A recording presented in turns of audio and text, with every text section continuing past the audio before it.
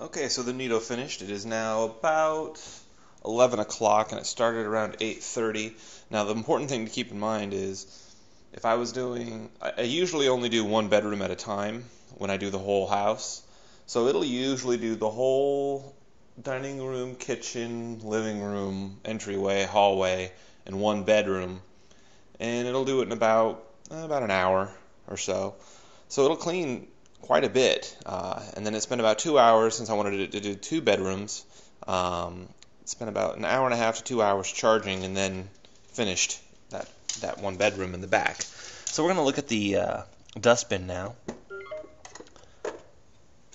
As you can see, it's pretty full.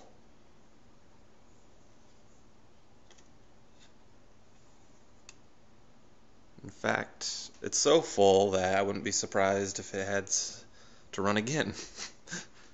So, one of the important things to notice is when I picked up the dustbin, nothing came out. Nothing fell out of the unit. Whenever I undo the Roomba, I always have to put it up on its side, and it's kind of, my wife, whenever she has to do it, it's kind of heavy for her, so she has to pick the whole thing up and kind of finagle it in a certain way. But this is pretty clean when you pick it up. So let's take a look and see how much really came out here. I'm probably going to spill a little bit of it, because I'm doing it one-handed. Give me 1 second. Okay, so you take out the filter.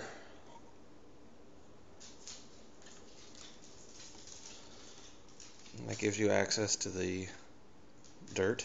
And you can really see, I don't know if you can actually on the video, there is just so much really loose dirt right up there. That's pretty gross. And just an amazing amount of dog fur.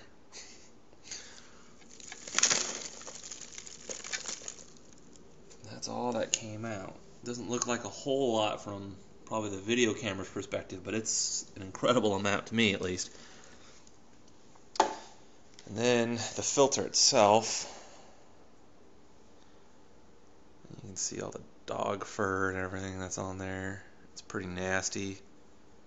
Now they don't recommend that you actually wash this under a faucet. They want you to actually use like another hand vac or something. I don't know if it's elasticity or what that they're afraid of that's just going to prevent the airflow from going through.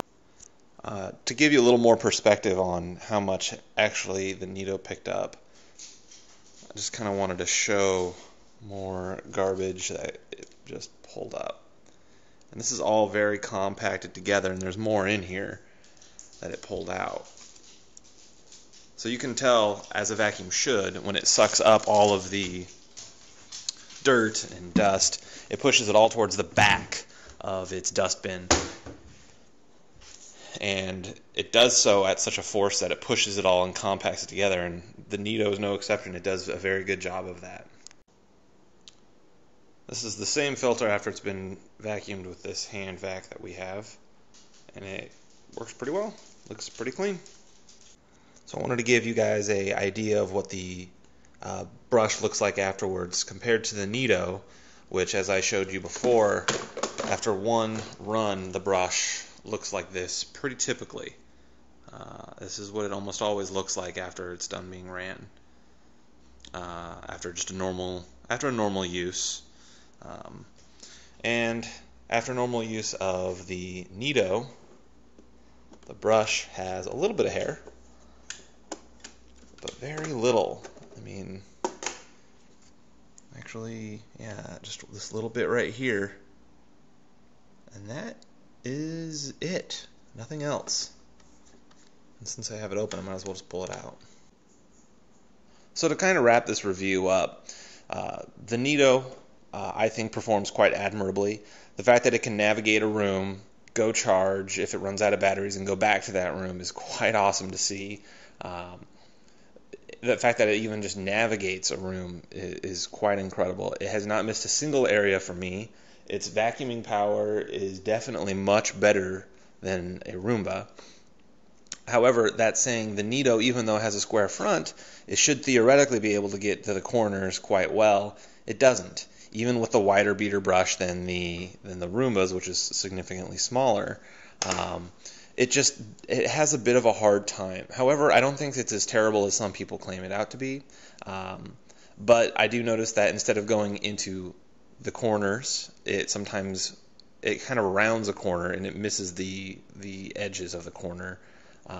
Kind of an example here. Instead of going straight into this corner, it kind of veers away from it. And sometimes it doesn't, and sometimes it does. So it's kind of a bummer to see that not working as well as it should be.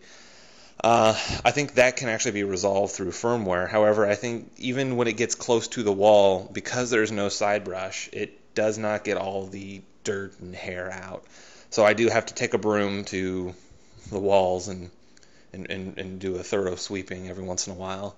But it's really not that bad for me. To other people, your mileage may vary and it may be a big deal to you.